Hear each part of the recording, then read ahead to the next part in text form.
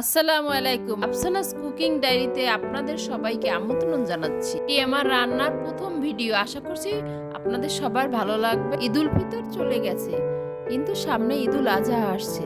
তাই আপনাদের জন্য বরিশালের ঐতিহ্যবাহী মলিদা রেসিপি নিয়ে আসলাম। বরিশালের প্রত্যেক ঘরে ঈদের সকাল শুরু হয় এই মলিদার শরবত দিয়ে। ভিডিওটি ভালো লাগলে চ্যানেলটি সাবস্ক্রাইব করবেন। ভুল হলে ক্ষমার চোখে দেখবেন।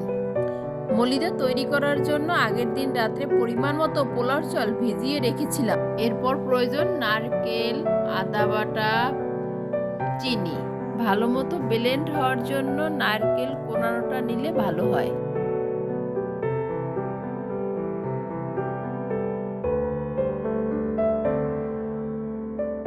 ভেজানো চাল ভালো করে ধুয়ে নেব।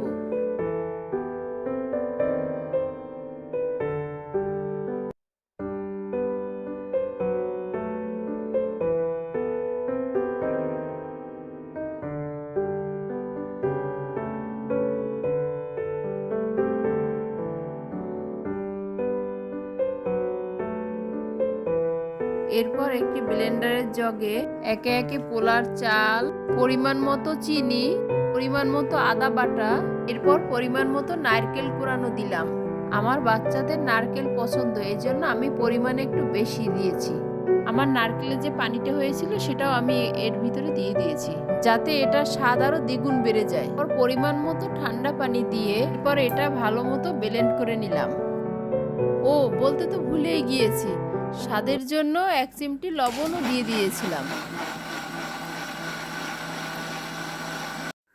তৈরি হয়ে গেল কলিজা ঠান্ডা করা মলিদা শরবত।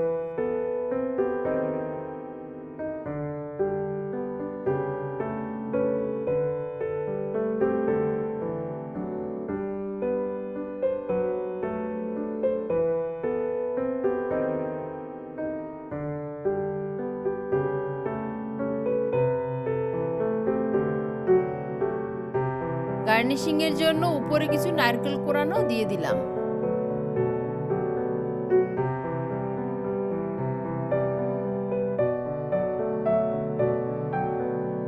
আশা করি আমার এই ভিডিওটা দেখে আপনারা এবার ঈদে এই শরবতটি বানিয়ে খেয়ে দেখবেন।